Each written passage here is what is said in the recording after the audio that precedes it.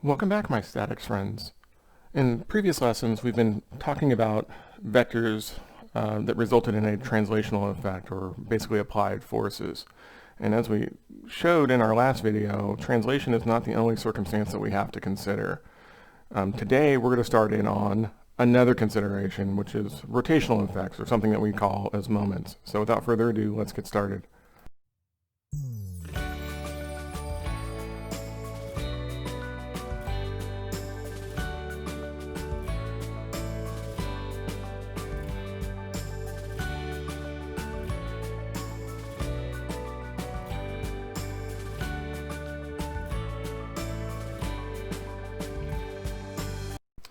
So in this video, we're going to talk a little bit about these rotational effects, or these moments, and where their sources are coming from. So as we talked about in the intro, there are two effects that any object is capable of experiencing. The first one we've already talked about is a result of direct forces applied, generally through a centroid or a center of rotation, such as you're seeing on this object. All right, and so what happens is if I take this object and I push on it through its center of rotation or through its centroid of this, if this is my original location, my a-axis, after applying the force P to it, okay, this object clearly is going to move some amount that we're going to call as, in this case, delta x, along this x-axis, if you will. Okay, so that's a translational effect. Notice that the orientation of the object is still exactly the same. Top edge is still horizontal, top edge is still horizontal, left edge is still vertical, left edge is still vertical. There's been no rotational effect. It's maintained its orientation, but it's just been offset by some amount. Okay, so this is what we know as translation. And this is what we were looking at when we were talking about forces. Okay, and basically for forces, when we were doing sum of forces x, sum of forces y, sum of forces z, we were checking certain requirements on that and determining the translational effects. Now, when we get into equilibrium, we'll put some restrictions on those resultants, but for now, this is what we have. Now, this could be a scalar quantity, or it could be a vector. Either way works, okay, because again, we can take a scalar quantity, multiply it, or dot it into its unit vector for direction, and I can build this vector. So it works either way, whether you're talking scalars or vectors. The effect that we're going to consider today is a little bit different. Okay, and so generically speaking, I'm going to take the same object, I still have my center of rotation here, and we're going to apply a rotational effect that we denote as this circular arrow with an M on it. This is known as a moment.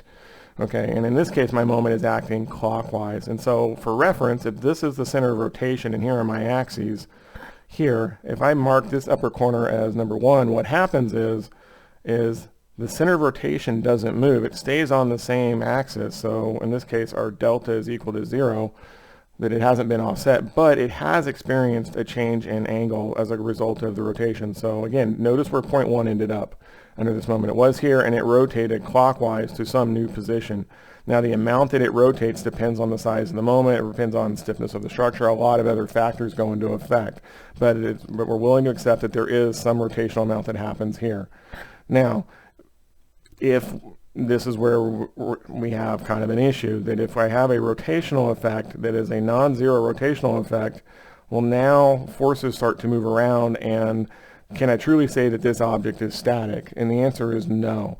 So what we're going to do is we're going to consider this angle theta, but we're going to say that this is approximately equal to 0. Okay, that it's very, very small, but the effect is still there.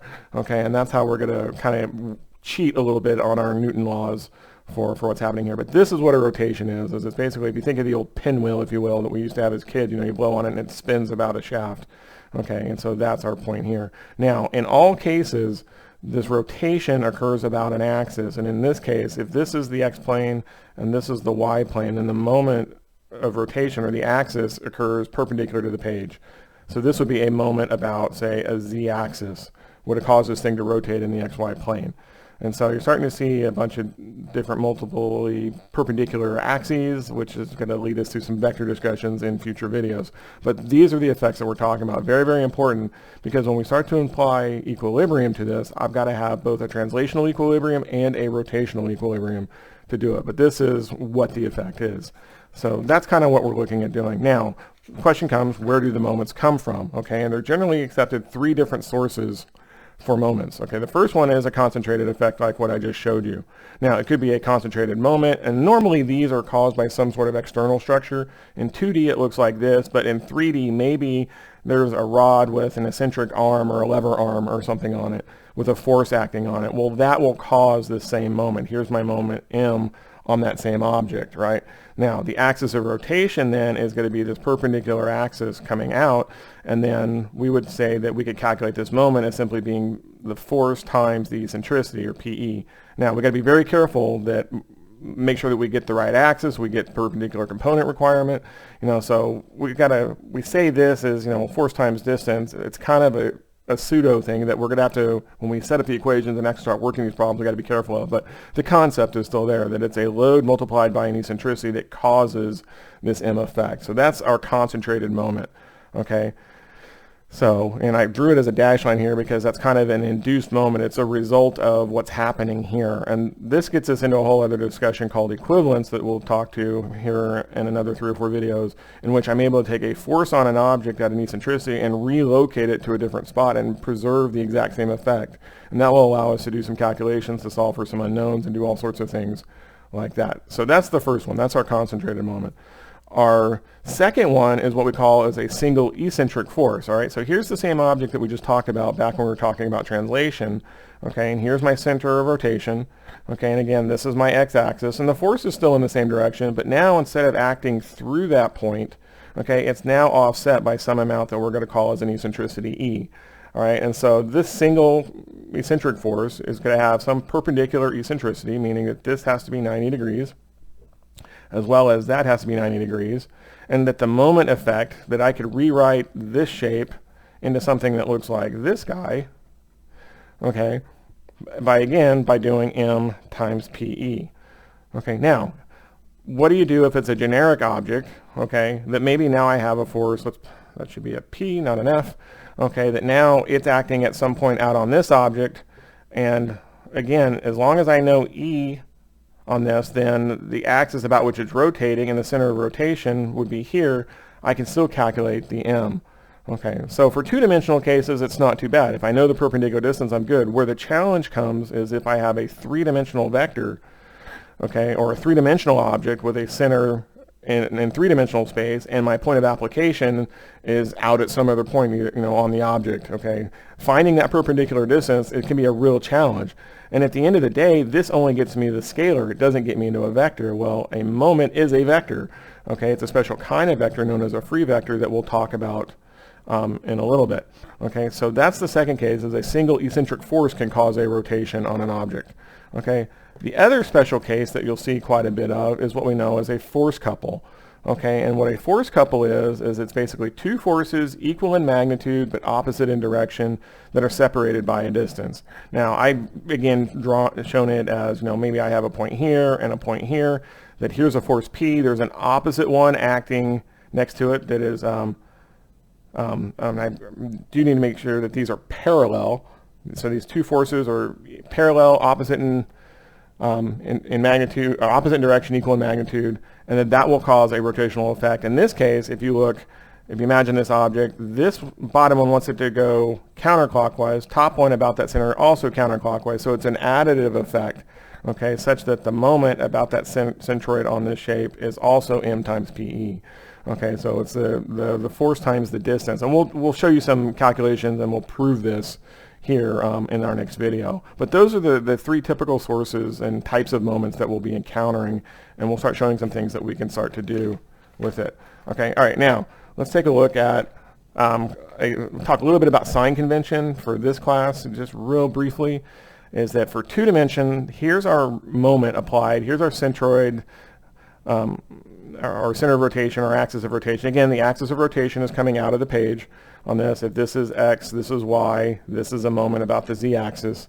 Okay, we're going to say that positive is counterclockwise. Okay, and part of that has to do with our Cartesian coordinate system and making sure that we stick to a right-hand coordinate system. Okay, so counterclockwise positive about the axis.